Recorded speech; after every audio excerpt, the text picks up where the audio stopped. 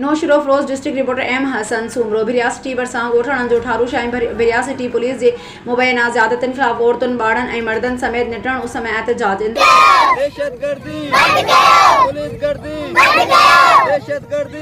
इंसाफ़ जो मुतालबो बिरियासी टी बरसां ॻोठ कादिरबग सांद जे रहवासी औरतुनि मौसूम ॿारनि तोड़े मर्दनि नवाज़ सांद इकरार सांद अयाज सांद मिसमात हसीना सांद फरज़ाना सांद ऐं ॿियनि जी अॻवानी में बिरियासी टी पुलिस जी मुबैना ज़्यादतियुनि ख़िलाफ़ निटण उस में सख़्त एहतजाज कंदे मीडिया खे ॿुधायो त नवाज़ सांद मोटरसाइकिल किराए ते हलाए गुज़र सफ़र कंदो आहे।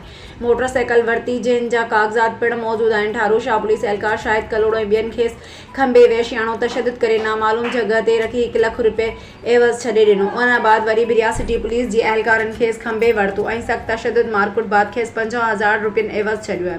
हिननि जो त पुलिस एहलकार मुख़्तलिफ़ बहाननि सां रिश्वत तलब करे रही आहे। ग़रीब मिसकिन आहियूं, व्याज ते पैसा वॾी पुलिस खे ॾिना आहिनि जेका सरासर ज़्यादती आहे। हिननि IG सिंध पुलिस DIG शहीद बनज़ीराबाद SSP नौशर अफरोज़ ऐं ॿियनि खां मुतालबो कयो त मामले जो नोटिस वठी पुलिस एहलकारनि पारां ज़बरदस्ती वरितल 1.5 लाख रुपया वापसि कराए ॾियण लाइ एहलकारनि ख़िलाफ़ कार्रवाई करे इंसाफ़ फराहम कयो वञे। SSP ऑफिस नौशर अफरोज़ खे ॻंढाइणो हयो वेंदो।